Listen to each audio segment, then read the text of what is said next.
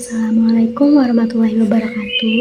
Perkenalkan, nama saya Saniatun Mutaharo dengan nomor NPM 24783031 dari kelas 3A Teknologi Rekayasa Perangkat Lunak.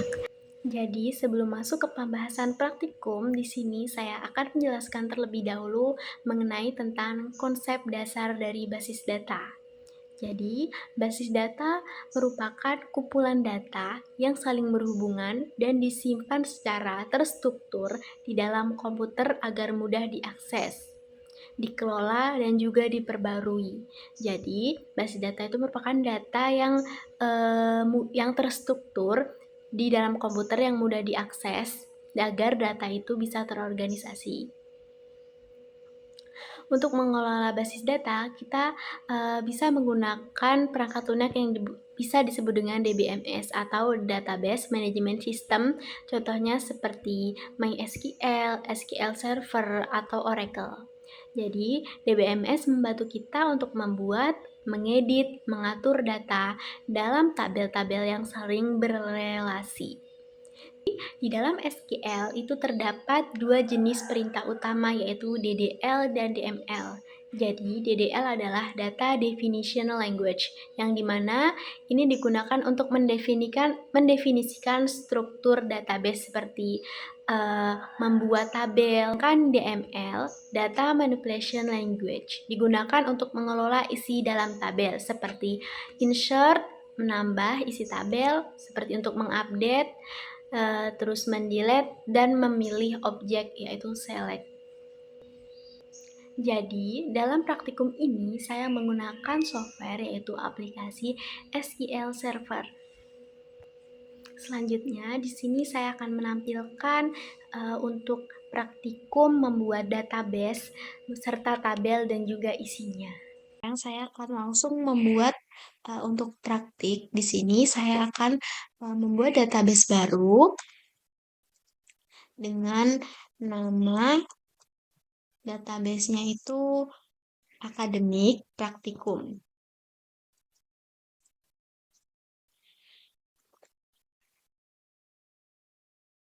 Nah, seperti ini.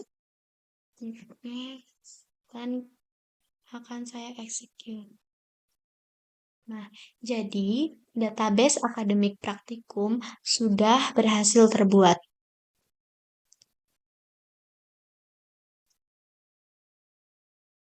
Akademik praktikum. Oke. Di sini selanjutnya saya akan membuat tabel prodi. Jadi caranya create tabel prodi.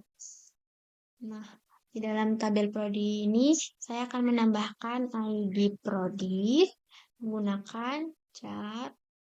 Untuk ID prodi sendiri itu 5. Selanjutnya prime, karena ID prodi ini tidak boleh sama atau nilainya itu tidak boleh sama dengan yang lain, harus unik seperti NPM dan NIK dalam KTP. Selanjutnya ada nama prodi menggunakan varchar 100 untuk namanya. Nama ini harus terisi. Selanjutnya yang terakhir akan saya menambahkan akreditasi menggunakan varchar. Untuk akreditasi nilai 10 dan akan tutup, lalu kita akan execute.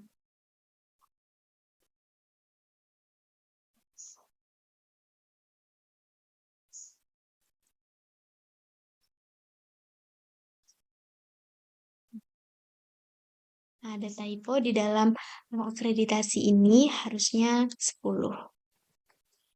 Nah, sudah berhasil dibuat. Selanjutnya di sini saya akan menambahkan isi dari tabel prodi yang sudah dibuat dengan cara insert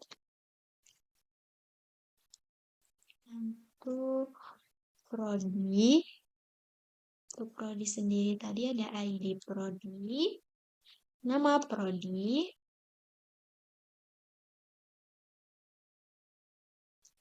selanjutnya ada akreditasi.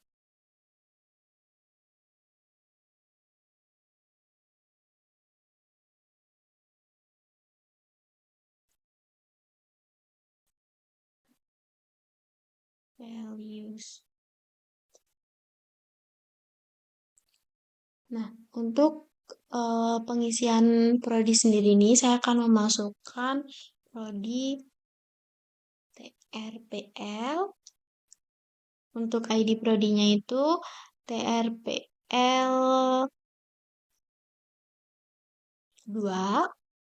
Selanjutnya untuk nama prodinya itu Teknologi Rekayasa Perangkat Lunak. Nah, setelah itu akan memasukkan untuk akreditasi prodi. Di sini kita buat akreditasi prodi itu A, dan jangan lupa ditutup. Terus, nah, kan kita nah, di sini saya akan membuat 2 untuk isi dari tabel prodi. Selanjutnya prodi TRI.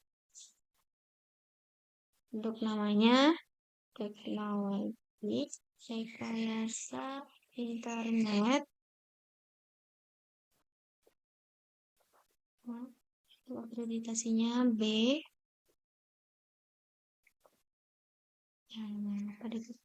Lalu kita langsung akan execute.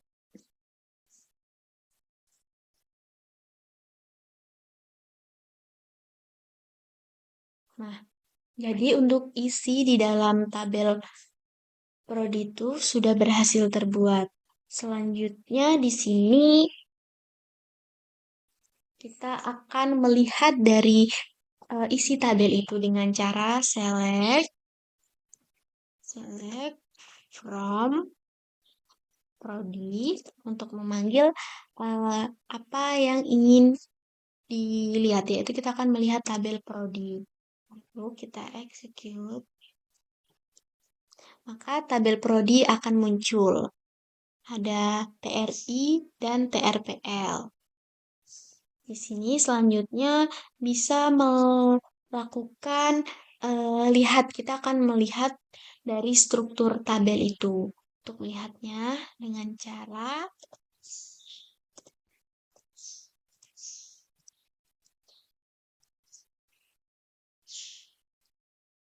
selanjutnya kita panggil prodi. Dan kita execute.